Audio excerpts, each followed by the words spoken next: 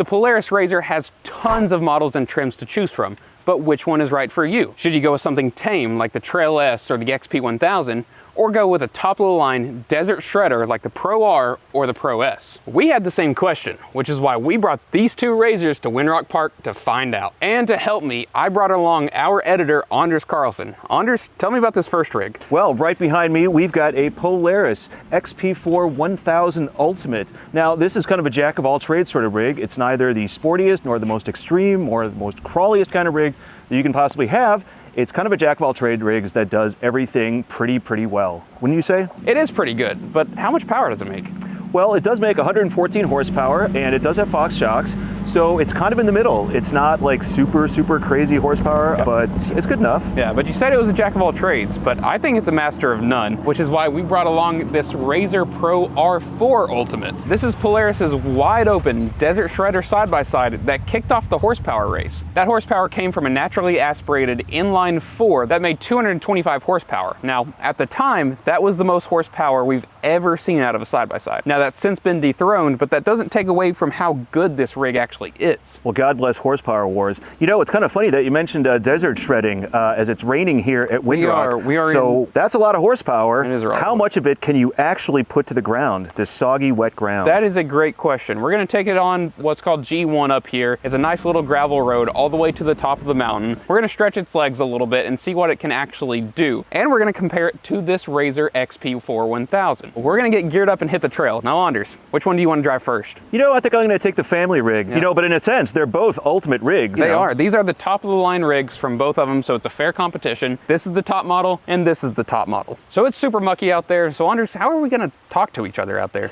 I figured it would yell. I used to be in a band, and I'm really good at yelling, but do you have a better idea? My tinnitus wouldn't like that. So we're using the Cardo Pack Talk Edge ORV. First and foremost, the Cardo Pack Talk Edge ORV installs with no tools required. That's right, all you got to do is pull off the adhesive backing, clean your helmet with the provided alcohol wipe, and stick it right on there. The actual unit also uses magnets to connect. That means all you have to do is pop it on there. No annoying clicks, no annoying beeps. All you got to do is stick it to your helmet and you're good to go. The Pack Talk Edge uses dynamic mesh communication. It can group up to 15 comms up to a mile ahead, and it can extend up to 5 miles the more comms you have. Now, the technology does require line of sight, but if anyone is disconnected, it reconnects as soon as you're back in range. It also uses natural voice recognition, which means you don't have to mess with any fancy buttons. All you have to do is say, "Hey Cardo," and it'll do whatever you want it to do. But you can also connect Hey Siri and OK Google to connect directly to your phone. This unit is IP67 dust, mud, and waterproof, which means on a day like today, your Cardo will stay safe.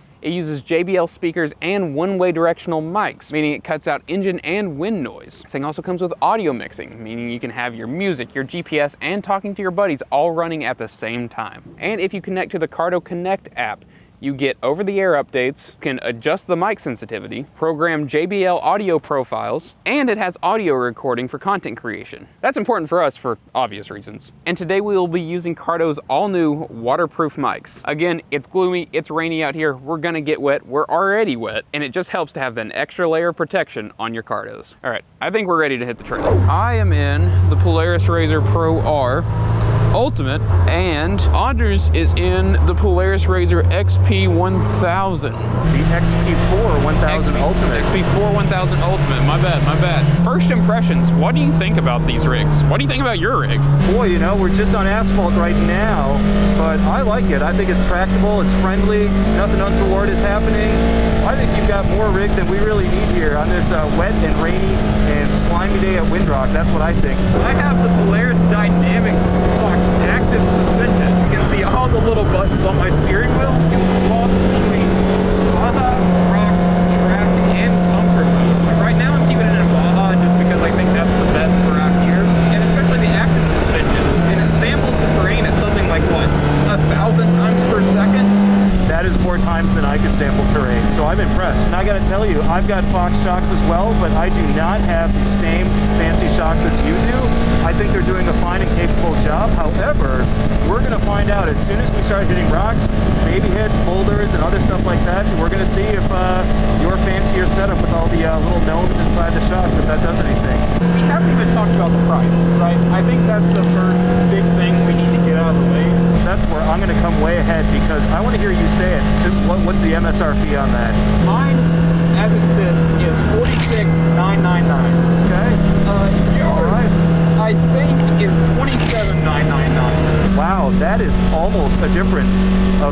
20K. I know neither of us have a math degree, but even I can do that, and $19,000, $20,000 is a lot of money. 150 to 200 years of a Windrock pass. Heck, you can even buy a whole nother RZR XP. They start at something like, what, $17,999? Still, that's a whole other side-by-side that you can get for the price difference between these two things. And you know, you got to ask yourself, is it 20K more fun and capable? I'm not going to expect you to keep up with me. It's exhilarating how fast this thing is. I got you in my line of sight. I felt like there was some light shredding there. I don't know about you, but right now I do not give a crap about that $20,000. Really? I am having $20,000 worth of fun right now. We're approaching the overlook now, which is kind of our stopping point. We are going to get out and see what we think about these rigs.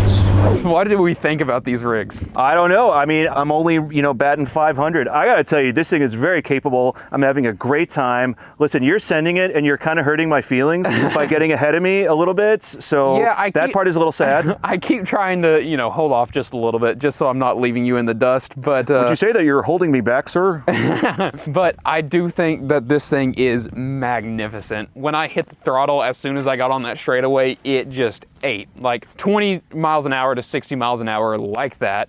And that's that 225 horsepower working, and it's the smoothness of the four-cylinder that gets you there. I've driven a ton of other rigs, and it's hard to compare to a Pro R. There's just nothing else like it, man. Were you putting all those ponies in the mud at all times? I don't think so. Whereas I was maxing out. I was using almost all those 114 ponies at all points in the trail or whatever. So is that more fun? So I do not think you're wrong on that side. There were not a lot of times that I was able to use that whole 225 horsepower. There were like maybe 2 straightaways where I could floor it and use it. This thing definitely is more fun in the desert. I can't admit that, but it's still a blast out here. Well, you know, one of the greatest parts about our jobs is that it's not our job to be correct, really. It's our job to be adaptive and to change minds. I can't wait to sit in that thing and see if it changes my mind. I think that we should trade rigs and head back down to the parking lot and see what we think down there. You know what? I'm going to try to hurt your feelings too by losing you and seeing if I can make a quick getaway. Let's see if we can do it. Okay. Well, it is my turn in the RZR XP4 1000. For how tame it is, I was honestly surprised at how capable it is. Our old boss and I took it down some pretty harsh trails, and it didn't seem to care very much. Pro R has harnesses, while this has seatbelts. I'm pleased to see that we got suicide doors. That makes me feel like I'm in a capable and danger-conquering rig. These brakes are not as good as the Pro Rs. They feel very squishy. I have to say that I feel like a pirate, and I just want to go out on the trail. I just want to do pirate things to it, man. It does look like a boat. I will give you that. All right, you lead. Okay. Immediately, a lot smaller of a silhouette on this thing than yours.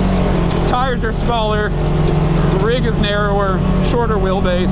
Hey, what's the difference in width between these two? That's a 74, and I believe this is a 64. This thing just goes over anything you point it at. Literally just point it at danger and just hit the gas. I can already feel the difference between your 32-inch tires and my 30-inch tires.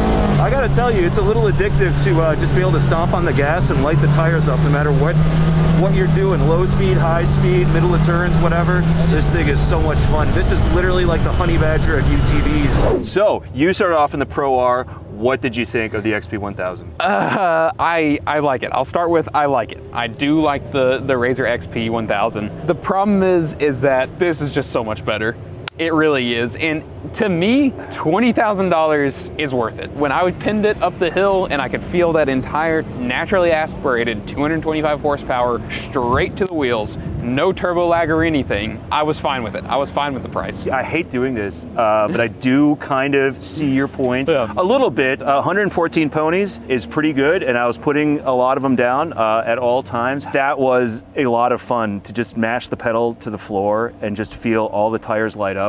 Yeah. And the extra width, we're at 74 inches. You can get into lots of trouble real quick in this thing. However, there is a lot of forgiveness and there's a lot more margin for error. Like when that thing's going 10 out of 10, this thing feels like it's maybe 7 out of 10. Yeah, absolutely. And at the same time, we say all this that we love this thing and we'd rather have it, and that extra $20,000 is worth it. But at the same time, I understand the appeal for this. I understand someone who wants to come out here on the weekends, who wants to pay basic used car money for a side-by-side and not new car money for a side by side, take it out here on the weekends, have their family out here and have a good time. And you can do that with the RZR XP1000. My verdict, I'm gonna split the difference. I'm actually gonna stay with the Polaris RZR XP1000 Ultimate, and I'm gonna take that $20,000 and I'm gonna get annual memberships to 200 of my favorite friends, because I have a lot of friends and I'm really extremely wealthy and rich. That still blows my mind that that's the difference between the two, that you can get 200 Windrock passes. We're deciding it's 200. We're just gonna say 200. 200. We're estimating that it's around 200 annual Windrock passes for the price difference between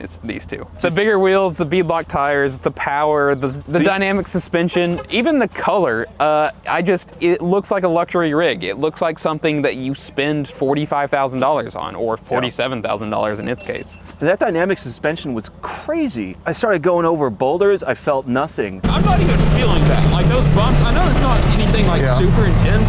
It's just my suspension doing its little creepy crawly thing. I started hitting ridges, I felt nothing. Before you even know what you're going over, it already senses it. Absolutely. And it's almost unearthly. It feels like a rocket ship. That's about it for us at UTV Driver. Thank you so much, Cardo, for sponsoring this video, and thank you guys for watching. If you like this video, go down below, leave us a like, drop us a comment, and a subscribe if you're feeling like it. After that, go to utvdriver.com, where we have news, reviews, and buyer's guides 5 days a week. And when you're done doing that, head over to our socials. We're on Instagram, Facebook, TikTok, and of course here on YouTube 7 days a week. Oh, and about those comments, when we write a story or put out content and we don't get comments, a little tiny part of us is very sad. Leave those comments, people. Thank you.